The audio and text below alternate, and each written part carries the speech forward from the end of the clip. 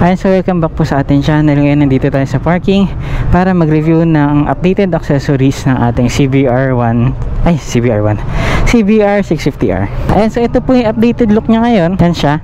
So papansin nyo mula sa previous review natin, ang dami nang nagbago sa kanya. Meron na tayong bagong seat cover. May bago rin tayong mga tank covers dito. Ayun, so ikutan po natin sila mabilisan para mapakita sa inyo ano na yung mga nagbago sa kanya and ano na yung mga nakakabit as of now dito sa CBR natin. Ayun, so unang-una po dito sa harap meron tayong smoke windshield. So medyo mas mataas siya than stock. Ayan, CBR 650R Thailand. So laser engraved to. Tapos maganda yung pagkakasmoke niya, hindi sobrang dilim. Itong windshield nasa 1.8K. G-Bike Racing yung brand, and then meron tayong mirror block offs. Ito yung pang cover natin sa lalagyan ng side mirror kasi inalis nga natin yung side mirror. Nagpalit tayong bar end. Itong mirror block offs nasa 913 PHP. And then dito naman meron tayong headlight protector. Ito yung natatanggal eh. Yan na makikita nyo, meron yung mga velcro something, so natatanggal yan. For headlight protector, lalo na sa mga bato galing sa mga sasakyan sa harap natin kapag nasa highway. Ang presyo naman yan ay 1,005 pesos. Very important upgrade to sa gilid. Meron tayong downforce winglet. Carbon look lang siya, hindi siya yung legit na carbon, pero okay na din. Ang downforce winglet natin nasa around 1.9K. Yan. So ito yung itsura niya sa harap. So nagmukha siyang kahit papaano parang panigale, di ba? Ang cute kasi medyo manipis kasi si CBR 650R. So itong winglet na to, siya yung parang nagdagdag ng onting lapad kumbaga. And then ito, meron tayong radiator guard. Yan. Yung radiator guard natin nasa 872 pesos. Yan. Very important upgrade din. Next naman, dito sa cockpit, screen protector nasa around 350, anti-scratch sa screen natin. And then syempre itong bar and side mirror MVR1. So sa atin kasi gusto natin yung very clean look sa cockpit, so walang nakaalsang parang mirror dyan na antena. So inalis natin yon. Tapos eto, naglagay tayo ng bar and mirrors. Yan, di ba ang ganda? Ay, hindi ko sure kung ako lang, pero eto talaga yung trip ko eh. So medyo malinis yung harap and nasa bar end yung mirrors natin. And then meron tayong fisheye mirror dito. Alam ko nasa 50 pesos lang to. Side mirror pala natin nasa 679 pesos. And then next meron tayong upper tank cover. So ito yung isa sa bago. Makikita nyo, di ba nagkaroon ng parang itim sa tangke niya versus before na super plain red lahat yan. Ito ang ganda kasi meron pa nga siyang gills dito. Yan. Angas, diba? So upper tank cover, yung upper tank cover naman ay nasa 1,688 pesos. Dito sa baba meron tayong carbon sticker para sa gas cap. Ang sticker na to nasa 208 pesos naman. And then ito yung kapansin-pansin na lower tank cover naman. So mas nagkaroon siya ng parang dating, kumbaga yung purpose na ito for aesthetic and then for tank protection na din, para hindi magasgasan yung tanke natin. Yung lower tank cover nasa 1,552. And then nilagyan na lang rin natin siya ng sticker and then carbon tank pads. So itong carbon tank pad natin nasa 251 pesos lang siya.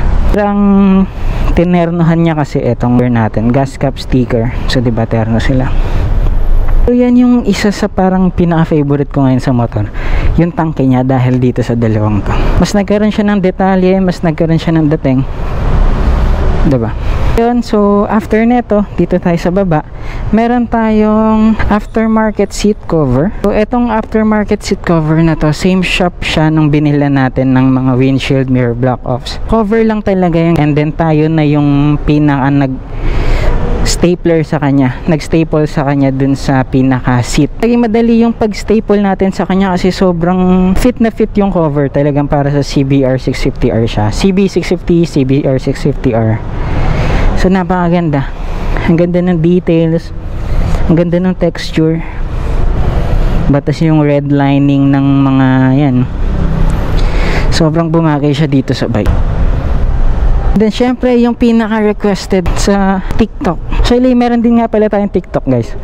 Lagay natin yung page dyan sa baba. So may mga videos rin kasi tayong pinost doon, and ang daming nagsasabi na tail tidy needed. Para daw makompleto na yung look, kailangan ng tail tidy. So yan, binalik na natin yung tail tidy. Nakikita nyo, diba? Mas luminis talaga siya. Ibang iba talaga dating pag naka-tail tidy, diba? Kitang kita yung gulong sa likod. Then from the side, ang ganda nung parang tindig niya. Talagang umalsa yung gulong mo sa likod eh. Kitang kita na. Tas ang linis nun dito. Ayun, tail tidy natin. Ay, sorry. Itong seat cover nasa 1.7k.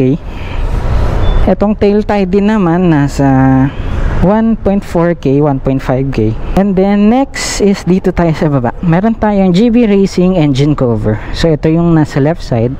And then meron naman dito sa right. Yan, ito. So 3 parts yun. So actually itong GB Racing na to, replica lang siya. Nasa around 1.8k. So medyo mura itong replica kasi alam ko ang original GB Racing nasa around 12k, 15k, 'di ba? Sobrang mahal. For the meantime, okay sa akin to. Kahit replica siya, nasa serve naman niya yung purpose niya. So okay na to. 1.8k GB Racing cover. And then next, meron tayong footstep racer. Ito yung stock footstep natin. Dito siya before. So inangat lang siya para mas magkaroon tayo ng aggressive riding position. So yung legs natin medyo mas bent na. Itong footstep riser nasa 2.1k. So 2,122 pesos. And then dito naman, passenger foot peg extender. Kung ang purpose nito is para umangat yung foot peg ng rider, ito naman is parang pinapababa niya yung foot peg ng passenger. So imbis na yung paa ng passenger natin is medyo tupin-tupi, ito talagang ibababa niya para mas komportable yung passenger natin. Itong passenger foot peg extender nasa around 2,133. Yan. And then last but not the least, meron tayong aftermarket exhaust, locally made by Orion. So, Philippines made siya, shorty exhaust lang siya. Actually, ang ginawa po dito pinutol lang yung catalytic and breadbox, tas kinabitan na ni Orion ng parang mid pipe. Yan, mula dito. Tas kinabit niya na hanggang dito, up to the canister. So ito, shorty exhaust lang siya, 61mm yung outlet. Even yung mga tubo, 61mm din yung sukat. Kaya medyo mas malaking tunog niya than usual. Ayan, pasok po natin yung sound check na itong exhaust nito.